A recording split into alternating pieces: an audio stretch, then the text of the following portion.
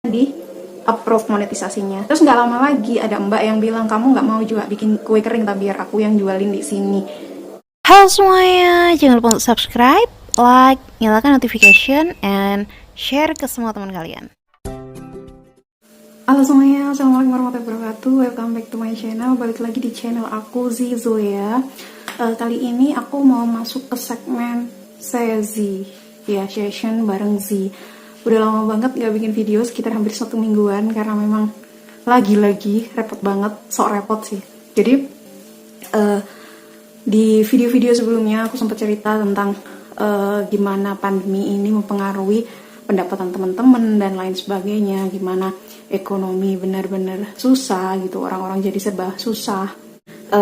Bukan hanya orang-orang menengah ke bawah yang semakin susah, tapi hampir semua orang di sini sedang susah. Pengusaha susah, karyawan susah, buruh susah, pedagang susah, semua susah pokoknya.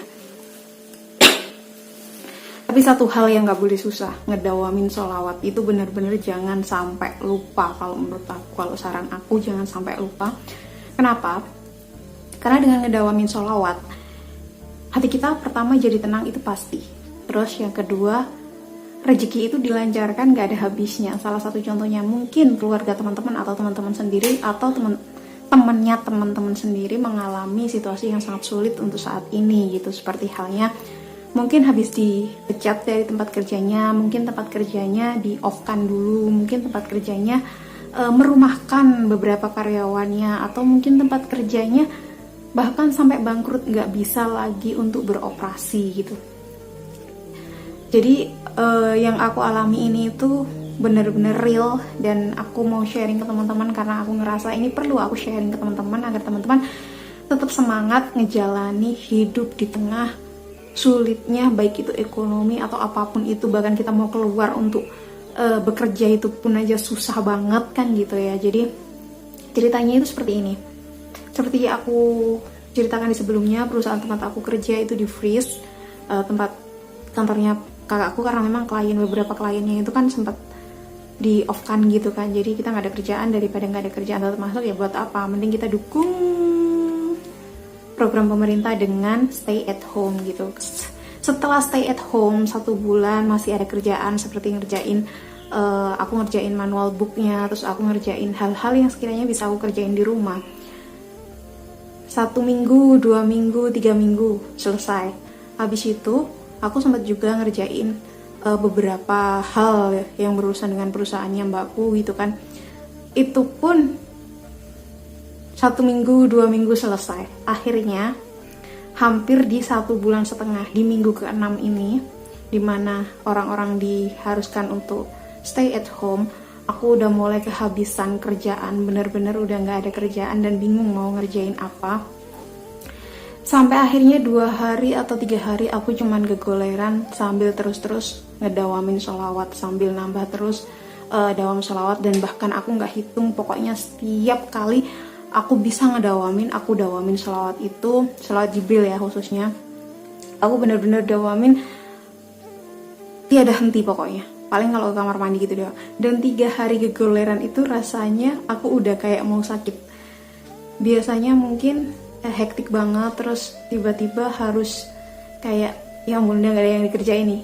Sometimes kadang aku ngedit konten ataupun untuk Instagram, beberapa Instagram, karena aku ada beberapa Instagram untuk jualan gitu. Jadi aku paling ngedit konten itu, habis itu mikirin kontennya apa, tapi habis itu ya udah selesai gitu kan.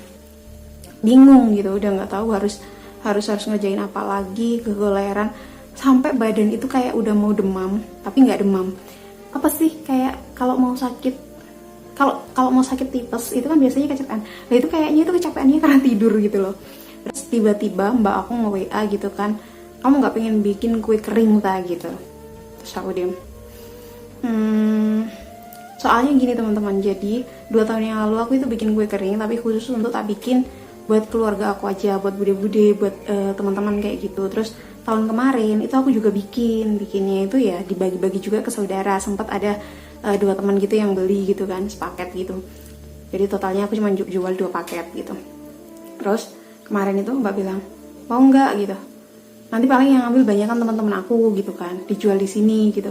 aku mau, tapi jualnya premium gitu, karena aku kebiasaan bikinnya barangnya pakai bahan-bahan yang bagus, karena emang apa ya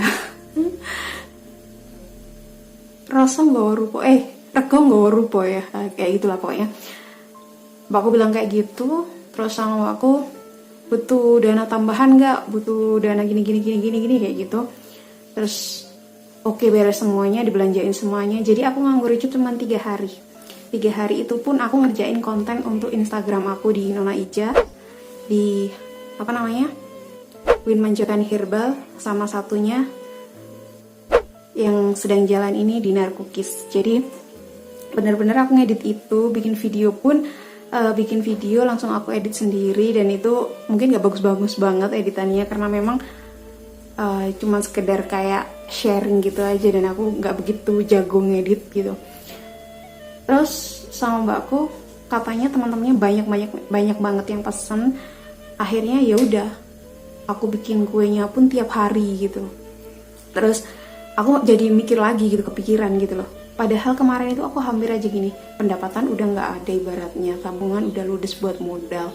Terus kayak mikir gitu kan, bener ya ternyata hidup itu kalau cuman untuk kita nyari uang untuk kita pakai untuk makan, kita nggak simpen untuk suatu saat nanti mungkin terjadi sesuatu, itu bener-bener bisa ngehancurin hidup seseorang gitu. Bahkan kita dengar kemarin ada berita seorang satu keluarga yang hanya minum air galon aja selama 2 hari, kemudian sang ibu meninggal, ninggalin anak-anaknya. Itu kan juga sangat-sangat kasihan gitu loh. Jadi kalau menurut aku sih memang kita boleh cari uang, tapi kita juga harus pinter-pinter ngatur uang, gimana bisa kita saving untuk kebutuhan di hari berikutnya. Jangan dapat itu dihabisin hari itu juga gitu. Terus lanjut lagi gitu kan, aku nawamin salam terus ada jalan, tiba-tiba pesanan kue banyak banget. Kalau mungkin teman-teman nanti aku tunjukin kue-kuenya ada berapa banyak. Terus apa namanya lagi, aku ada 2 channel, dan alhamdulillah channelnya dimonetisasi sama YouTube. Itu buat aku, meskipun kita ngomong hasilnya nggak seberapa, tapi bagi aku udah dimonetisasi itu udah seneng aja gitu. Kenapa? Aku nggak salah bersandar, aku nggak salah berharap ke Allah gitu loh. Aku selalu yakin bahwasanya Allah nggak mungkin nggak ngasih aku makan selama Allah masih ngebiarin aku bernyawa. Allah nggak mungkin nggak ngasih aku tempat tinggal selama Allah masih ngebiarin aku hidup.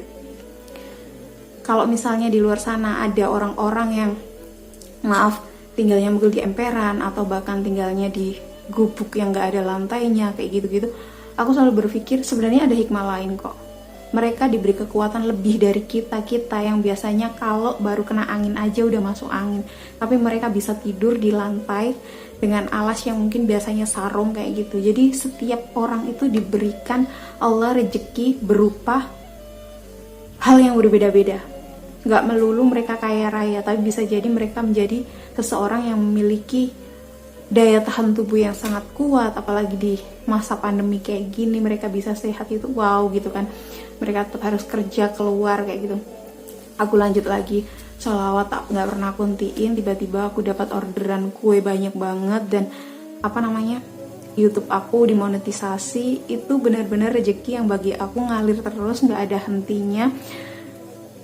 Dan emang bener kalau kata orang, kalau kamu dawamin sholawat, kalau kamu punya amalan sholawat, itu akan ngejamin semua kehidupan kamu. Ngejaminnya jadi kaya raya? Nggak tentu, tapi berkecukupan. Selalu ada yang dimakan, selalu ada ketika membutuhkan sesuatu.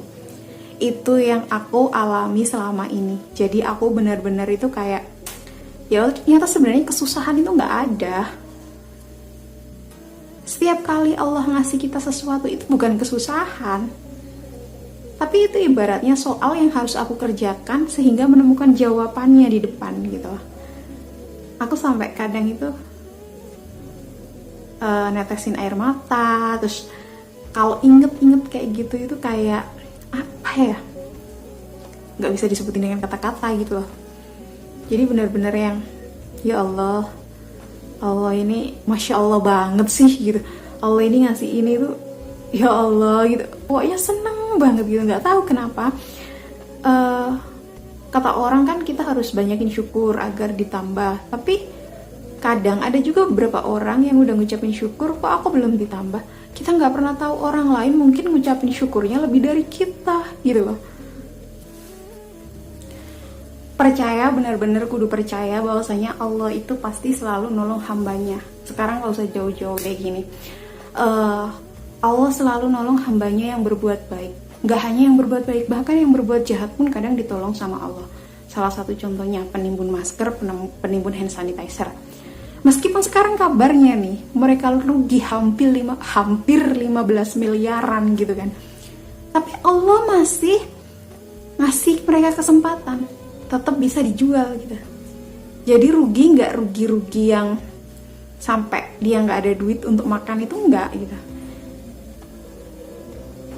Bahkan pada penimbun kayak gitu yang jahatnya minta ampun kayak gitu aja, Allah itu masih ngasih kesempatan gitu. Apalagi kalau kita memanfaatin waktu selain membantu pemerintah untuk stay at home, itu juga kita apa ya, menambah amalan kita, menambah perbuatan baik kita. Misalnya kita biasanya masak untuk satu keluarga 3-4 orang, ada lebihan 1 bungkus, ya kasihlah ke siapa kayak gitu-gitu. Jadi bener-bener ini bulan puasa juga ngajarin kita supaya kita nggak nyetok makanan berlebihan untuk buka puasa.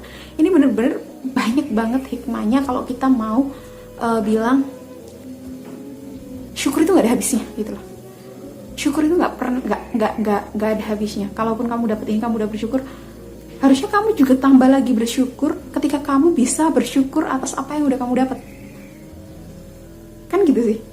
Itu kalau aku nerapin ke diri aku sendiri seperti itu. Jadi makanya benar kalau dengan syukur nikmatnya akan ditambah. Dengan kita syukur, kita bersyukur pula bahwa kita udah dikasih kesempatan Allah untuk bisa mensyukuri itu. Bulet ya. Ya memang kayak gitu, memang rodanya itu kayak gitu loh.